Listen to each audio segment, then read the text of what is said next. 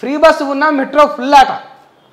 రోజు సగటున 5 లక్షల మంది ప్రయాణం, 1 లక్ష నుంచి 5 లక్షలకు పెరిగిన ప్రయాణికులు, రద్దీగా కంపార్ట్మెంట్లు, కిక్కిరిసిపోతున్న ఉమెన్స్ స్పెషల్ బోగీలు, బోగీల సంఖ్య పెంచాలని ప్యాసింజర్ల నుంచి విజ్ఞప్తులు. వామ్మో వాయ్యో ఇవి వేరే ఉన్నది మొత్తం.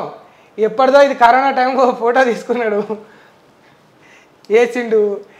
ఏనా ఎట్లా నడుస్తుందో చెప్పురు వాళ్ళకు. ఇంతమంది ఫ్రీ బస్సుల్లో పోతాం కాక బస్సులు కిక్కిరిసిపోతూ ఉన్నాయి, బస్సులు నిండిపోతూ ఉన్నాయి. పాపం బస్సులలో ప్రయాణించే మొగోళ్ళకు సీట్లు దొరకక ఆటోలల్లో, ర్యాపిడోలల్లో, ఊబర్లు బుక్ చేసుకొని పోతూ ఉన్నారు. మీరేమో ఇంకా కూడా మెట్రోలు ఫుల్ అయినాయంటే సిగ్గుపోతుంది. మీ ముచ్చట ఇక వెలుగో ఈ వెంకటస్వామి రాసే ముచ్చట్లయితే గమ్మతుంటాయి. ఫ్రీ బస్సులతో మెట్రోకు దెబ్బ. ఇక మళ్ళీ ఏది నమ్మాలరా జనాలు? మీరు చెప్పుర్రి. సిగ్గు శరం ఉన్నాడు ఎవడన్నా ఒక పత్రికోడు గిట్ట రాతాడు ఆ వార్త. ఇప్పుడు ఫ్రీ బస్సు ఉన్నా మెట్రో ఫుల్ అని వీడే రాసే, మళ్ళా ఫ్రీ బస్సులతో మెట్రోకు దెబ్బ అని మళ్ళీ వీడే వేసే న్యూస్. దీని వార్త అంటారా? ఈ పత్రికను అయినారని మరి ఏంది ఇది? నీకే స్పష్టత లేదు, నువ్వేం చెప్పాలనుకుంటున్నావో నీకే క్లారిటీ లేదు. ఇదేమో మోడీ అన్న మాట, ఇదేమో నీ వార్త. ఇది నువ్వు సృష్టించిన వార్త, ఇది నరేంద్ర మోడీ గారు అన్న వార్త. సిగ్గునా నీకన్నా? అసలు స్పష్టత లేదు కదా. స్పష్టత ఎక్కడా? నువ్వు ఇచ్చే వార్తలలో ఎక్కడా? డైలమాలో పెడుతున్నావు జనాలను. జస్ట్ 50% మంది బస్సుల్లోనే వెళ్తారు ప్రధాని మోదీ. కాలుష్యం కూడా పెరిగిపోతుంది. ఎన్నికల కోసం మెట్రో ఖజానా ఖాళీ చేస్తారా?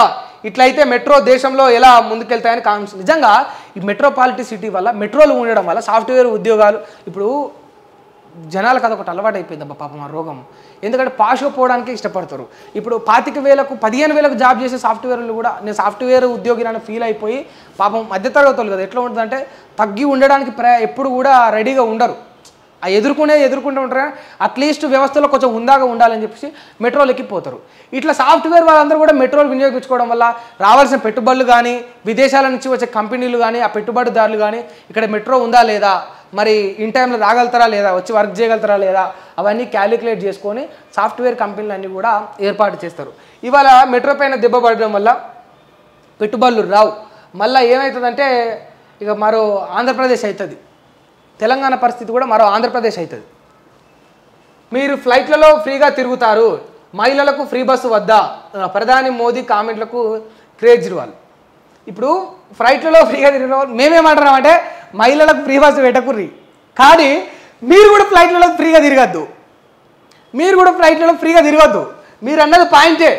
మీరు కూడా ఫ్లైట్లలో ఫ్రీగా తిరగద్దు. మరి మీరు కూడా తిరగద్దు.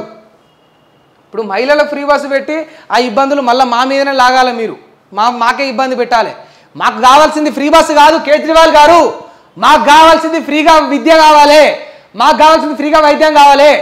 మీకు నిజంగా చిత్తశుద్ధి ఉంటే మీరు మొత్తం ఢిల్లీలో ఆ కార్పొరేట్ స్కూల్స్లను, ఫీజులు వసూలు చేసే కార్పొరేట్ సంస్థలను బంద్ చేపియండి. ఉచిత వైద్యం పెట్టండి ఢిల్లీలో. మీరు ఉచిత విద్యను అందించండి.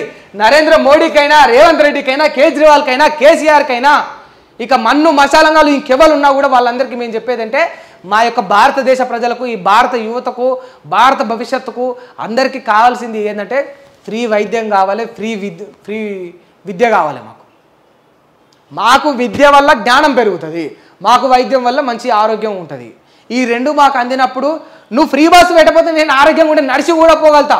కీళ్ళ నొప్పులు, కాళ్ళ నొప్పులు ఉన్నాడు మెట్లు దిగాలంటే కూడా ఇబ్బంది. ఇంట్లో అరే మోకాళ్ళ నొప్పి లేచి నేను ఒక దవాఖానకు పోతే వాడు ఉట్టిగానే 6-7 చేస్తాడు బిల్లు. 2-3 మందులు రాసి పిరకో సూదిచ్చి 6-7 మందులు వేస్తాడు తెలుసా. ఒక మధ్యతరగతోడు ఒక హాస్పిటల్కు పోతే, నాణ్యమైన వైద్యం కావాలని ఒక హాస్పిటల్ పోతే, కార్పొరేట్ హాస్పిటల్ బిల్లులు చెల్లించలేక రోగాన్ని ఒంట్లోనే దాచిపెట్టుకుంటున్న వాళ్ళు ఎంతమంది ఉన్నారో మీకు తెలుసా. ఒక మధ్యతరగతి వాడు ఒక కార్పొరేట్ హాస్పిటల్కి పోతే అక్కడ మందులకు బిల్లులు చెల్లించలేక రోగాన్ని వంటలోనే దాచిపెట్టుకున్న మధ్యతరగతి వాళ్ళు ఈ దేశంలో ఎంతోమంది ఉన్నారు. నీ యొక్క ఫ్రీ బస్సు వల్ల ఒరిగేది ఏమీ లేదు. ఫ్రీ విద్యానంది, ఫ్రీగా నువ్వు వైద్యానంది.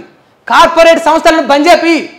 ఇప్పుడు రుణమాఫీ ఎట్లయితే చేస్తావో, రైతులు బ్యాంకుల నుంచి అప్పులు తెచ్చుకుంటే ఒకడు వైద్యం కోసం అని ఒక కార్పొరేట్ హాస్పిటల్కి పోతే ఆ కార్పొరేట్ హాస్పిటల్ బిల్లు నువ్వు కట్టు. ఒక సామాన్యుడికి కార్పొరేట్ హాస్పిటల్ బిల్లు నువ్వు కట్టు.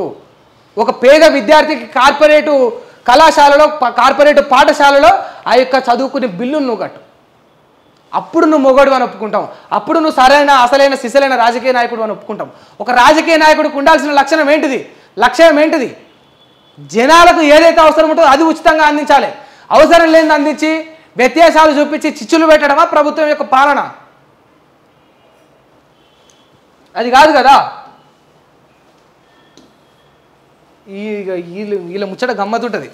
హైదరాబాద్ను గ్లోబల్ సిటీగా మారుస్తాం, మూసీని ప్రపంచ ప్రమాణాలతో రివర్ ఫ్రంట్ ప్రాజెక్టుగా తీర్చిదిద్దుతామని మంత్రి ఉత్తమ్. అరే మెట్రో మూత పడుతుంది నాయన, మీరు ఏ చెప్పాలి? మెట్రో మూత పడేటట్టు అని గ్లోబల్ సిటీ అట. సరే, ఇక మూసీ ప్రపంచ ప్రమాణాలతో రివర్ ఫ్రంట్ ప్రాజెక్టుగా తీర్చిదిద్దుతాం.